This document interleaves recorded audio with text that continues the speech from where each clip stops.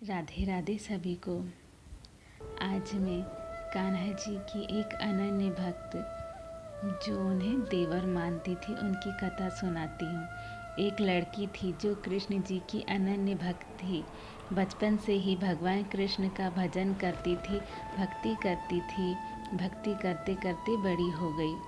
भगवान की कृपा से उसका विवाह श्रीधाम वृंदावन में किसी अच्छे घर में हो गया। विवाह होकर पहली बार वृंदावन गई, पर नई दुल्हन होने से कहीं जा न सकी और मायके चली गई। फिर वो दिन भी आ गया जब उसका पति उसे लेने उसके मायके आया। अपने पति के साथ फिर वृंदावन पहुंच गई। पहुंचते पहुंचते उसे शाम हो गई। पति वृंदावन में यमुना किनारे रुककर कहने लगा, देखो शाम का समय है, मैं यमुना जी में स्नान करके अभी आता हूँ। तुम इस पेड़ के नीचे बैठ जाओ और सामान की देख रेख करना। मैं थोड़े ही समय में आ जाऊँगा। यही सामने ही हूँ, कुछ लगे तो मुझे आवाज़ दे देना। इतना कहकर पति चला गया और वह लड़की बैठ गई। एक हाथ लंबा घूंघट निकाल रखा है क्योंकि गाँव है, ससुराल है, और वहीं बैठ गई।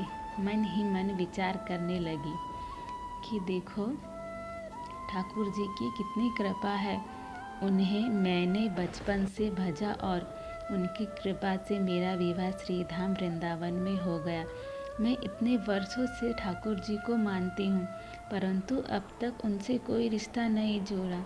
फिर सोचती हूँ ठाकुर जी की उम्र क्या होगी। लगभग 13 वर्ष के होंगे। मेरे पति 20 वर्ष के हैं, तो उनसे थोड़े से छोटे हैं, इसलिए मेरे पति के छोटे भाई की तरह हुए और मेरे देवर की तरह। तो आज से ठाकुर जी मेरे देवर हुए। अब तो ठाकुर जी से नया संबंध जोड़कर बड़ी प्रसन्न हुई और मन ही मन ठाकुर जी से कहने लगी, देखो ठाकुर जी, आज से मैं तुम्हारी भाभी और तुम मेरे देवर हो गए। इतना सोच ही रही थी तभी एक 10 से 14 वर्ष का बालक आया और लड़की से बोला, भाभी भाभी। लड़की अचानक अपने भाव से बाहर आई और सोचने लगी, वृंदावन में मैं तो नई हूँ, ये भाभी कहकर कौन बुला रहा है।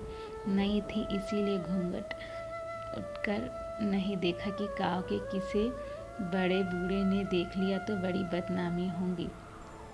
अब वह बालक बार बार कहता पर वह उत्तर न देती। बालक पास आया और बोला, भाभी नेक अपना चेहरा तो दिखाए दे। अब वह सोचने लगी, अरे ये बालक तो बड़ी जिद कर रहा है, इसलिए कस के घूंघट पकड़ बैठ गई। कहीं घूंघट उठकर देखन ले, लेकिन उस बालक ने जबरदस्ती घूंघट उठकर चेहरा देखा और भाग गया। थोड़ी देर में उसका पति आ गया। उसने सारी बात अपने पति से कही। पति ने कहा, तुमने मुझे आवाज़ क्यों नहीं लगाई। लड़की बोली, वह तो इतने में ही भाग गया था।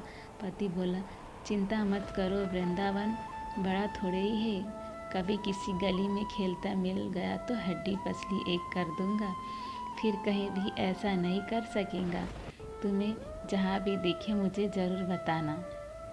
फिर दोनों घर गए। कुछ दिन बाद उसकी सास ने अपने बेटे से कहा, बेटा देख तेरा विवाह हो गया, बहू मायके से भी आ गई, पर तुम दोनों अभी तक बाकी बिहारी जी के दर्शन के लिए नहीं गए। कल जाकर बहू को दर्शन कराकर लाना। अब अगले दिन दोनों पति पत्नी ठाकुर जी के दर्शन के लिए मंदिर जाते हैं। मंदिर में बहुत भीड़ थी। लड़का कहने लगा, देखो तुम स्त्रियों के साथ आगे जाकर दर्शन करो, मैं भी आता हूँ। अब वह आगे गई पर घूंघट नहीं उठाती। उसे डर लगता कोई बड़ा बूढ़ा देखेगा तो कहेगा, नई बहू घूंघट के बिना घूम रही है। बहुत देर हो गई। पीछे से पति ने आकर कहा, अरे बावली बिहारी जी, सामने है, घूंघट काहे नाय खोले। घूंघट नाय खोलेगी तो दर्शन कैसे करेंगे। अब उसने अपना घूंघट उठाया और जो ही बाके बिहारी जी की ओर देखा तो बाके बिहारी जी की जगह वह बालक मुस्कुराता हुआ दिखा। उसे देखकर वह एकदम से चिल्लाने लगी, सुनिए, जल्दी आओ जल्दी आओ। पति पीछे से भागा आया और बोला, क्या हुआ। लड़की बोली, उस दिन जो मुझे भाभी भाभी कहकर भागा था वह बालक मिल गया। पति ने कहा, कहाँ है, अभी उसे देखता हूँ। तो ठाकुर जी की ओर इशारा करके बोली, ये रहा, आपके सामने ही तो है। उसके पति ने जो देखा तो अवाक रह गया और वही मंदिर में अपनी पत्नी के चरणों में गिर पड़ा। बोला, तुम धन्य हो, वास्तव में तुम्हारे हृदय में सच्चा भाव है ठाकुर जी के प्रति। मैं इतने वर्षों से वृंदावन में हूँ, मुझे आज तक उनके दर्शन नहीं हुए और तेरा भाव इतना उच्च है कि बिहारी जी ने तुझे दर्शन दे दिए। यह थी बहुत ही प्यारी कथा। बोलो बाकी बिहारी लाल की जय। जय जय श्री राधे।